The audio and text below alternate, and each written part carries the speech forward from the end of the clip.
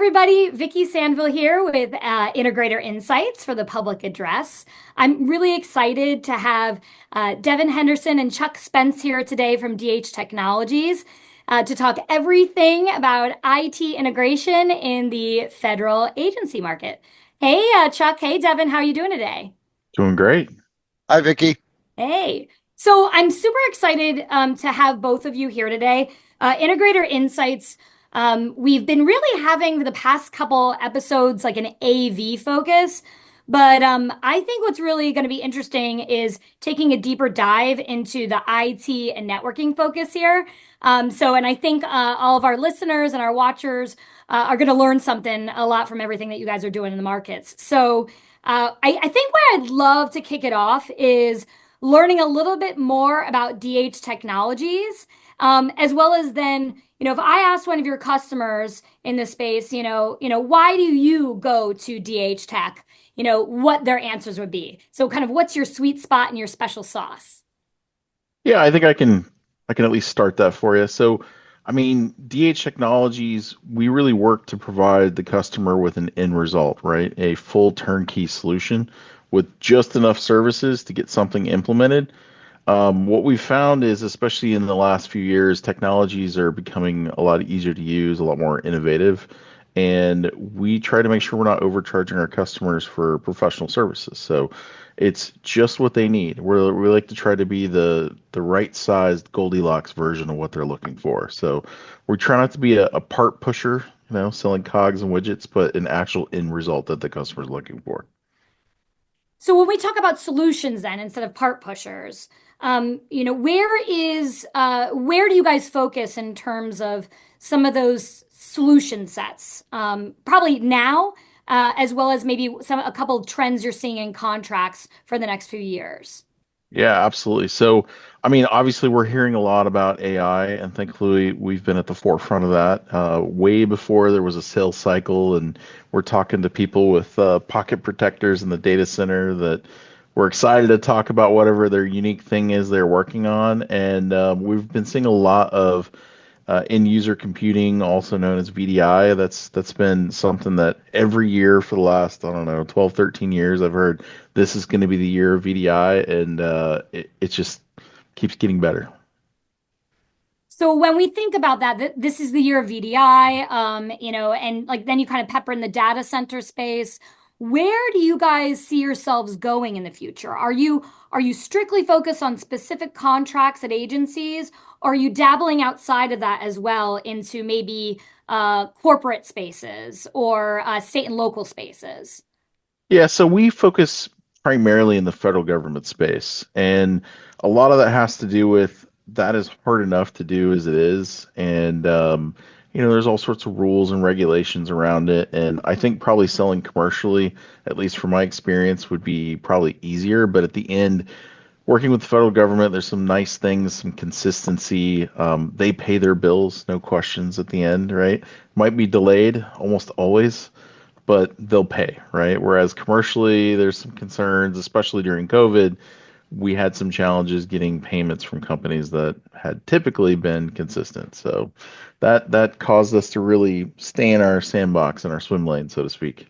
Yeah, and of course there's like it just seems like if you stay in that sweet spot and that space, there seems to be over time when you build up that successful track record, there's always another door to unlock without going Mhm. outside of that agency space.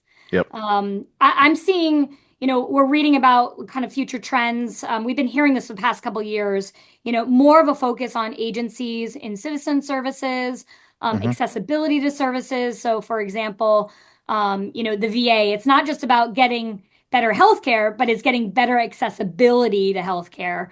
Or, a myriad of services with Social Security Administration, or of course, kind of any of our defense missions.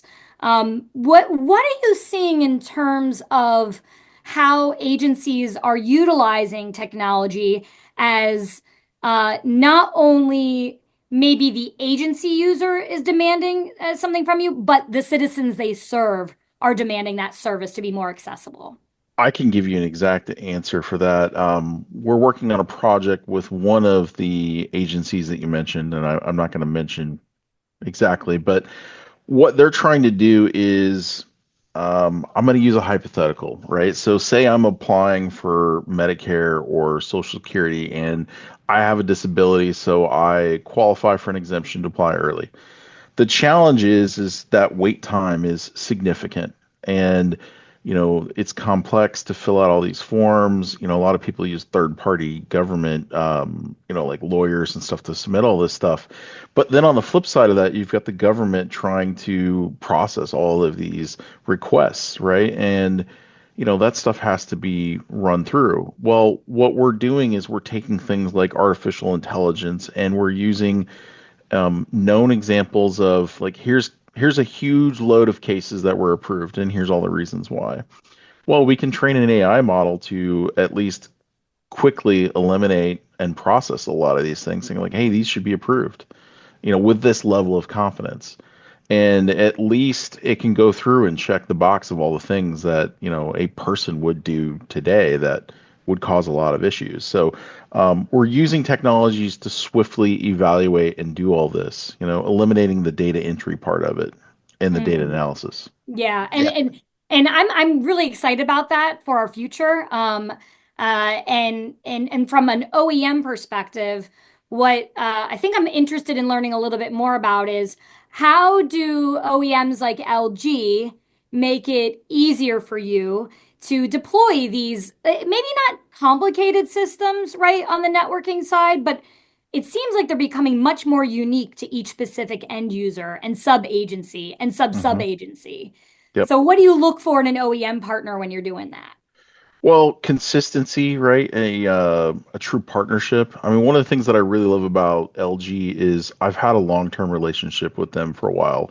They take a company, like, we're a 50-person company, but we do a lot of sales, and they'll still ask for our opinion about upcoming roadmap and things like that, and we can help influence it and steer it in the direction because, we're deep in the weeds with the needs of our customers for all these different government agencies.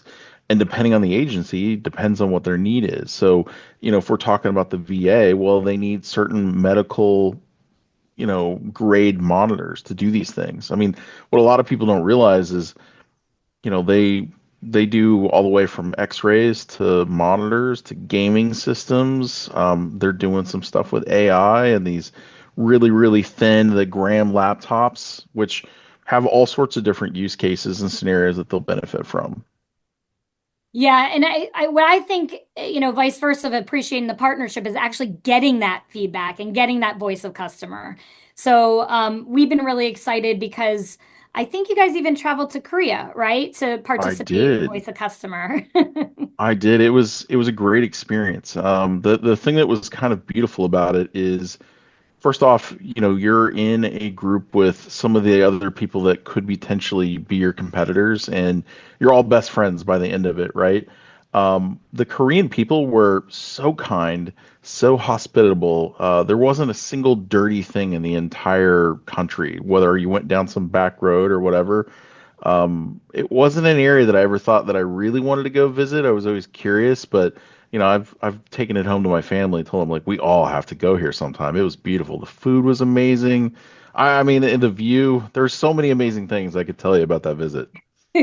Well, but it's important that you visit, right? Because again, it goes back to making sure we all understand each other. And Hmm. we're not just an OEM working outside the box and making a product and trying to shove it into a space.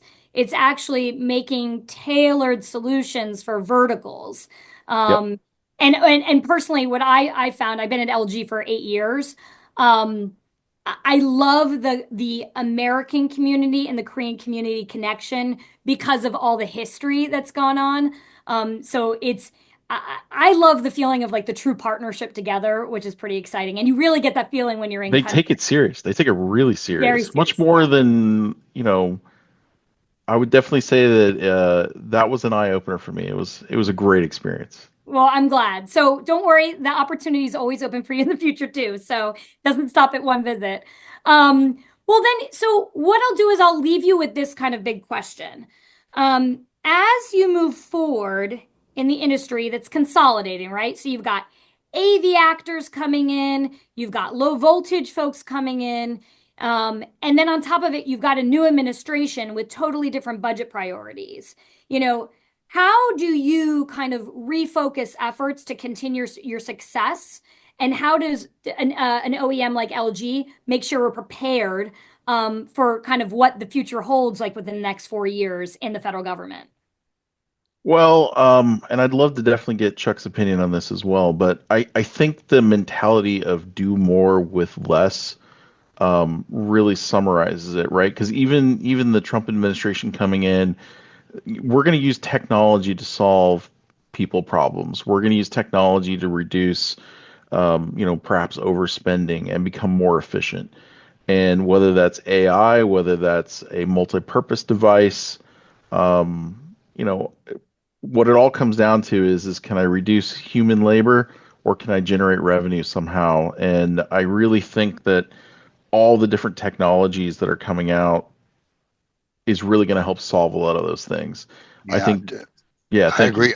I agree, Devin, 100%. So, there's been a lot of talk about with the new administration what could be possibly happening regarding budgets and whatnot. I see nothing but a positive for the IT industry all the way across the board. I think that they're going to use IT in order to increase efficiency, and I personally don't see any sort of downturn or change whatsoever in the marketplace. And with regard to working with strategic vendors, like LG and with you all, it really comes down to communication. How do we communicate with one another? How do we flow the information from what the government is interested up to you, and so that we can tailor a solution that's right. Well, and Absolutely. what's really interesting about that is, kind of tie it back. It's the simple things. It's the people things, like Hmm. people talking to people, picking up the phone. Um, and Yeah. then maybe when we look at the technology, what we're solving for is, it's not Star Wars, right? It's these basic block and tackle, um, day-to-day compliance reports. How do we reduce that administrative burden? So, especially in the federal government, folks can go back to focusing on what their specialty is, like mission critical actions and activities and serving the community. Yep. So Yep. I'm excited to see what happens. That's for sure. I'm really curious to see what happens between now and 5 years from now because we're innovating across the board in every industry at a pace that has never been seen before. And I'm curious how much of that the human psyche can keep up with, Hmm. whether we'll resist it because it's so much. I don't know. I'm really curious. I am curious too, and I'd like to know for like the last question, like, so what's that moonshot? Like, what could you see in the future? Because while humans are resistant, right? I don't know about you, but all of a sudden, AI has become my best friend in everything from, ideating on new marketing campaigns or KPI strategies or, communication with certain vertical entities. And it's almost naturally coming into what I do every day. So how much is it going to naturally come in versus like butt up against that resistance? And so then what is that moonshot maybe? That's a really good question. And if, going back to the part of I don't know what's going to change between now and 5 years from now, but when we used to look at this, we used to say, I wonder what's all going to change over 10 years or a generation. And it's happening so fast. I think that probably the most important thing is going to be creativity. Hmm. And the reason why is because now with AI, AI being so prevalent, it's going to be how creative can you get with asking the right questions to get a different result than absolutely everybody else. That's just one example, but that original idea, because the things that people don't realize is AI is just recanting all the things that's ever been told before. Well, if you have an original idea, AI is not going to necessarily come up with that. And that original idea could be asking the right questions the right way and getting, to that point. But, I don't know that that necessarily has anything to do with AI or not. But I think people are looking for, that next creative thing. And, from a technology standpoint, it could be absolutely anything. I think robotics is going to be very interesting. I think that the days of seeing robotics not only in factories, but humanoid robots, in our workplace, in our home. I think that's going to happen. I think that's definitely happening.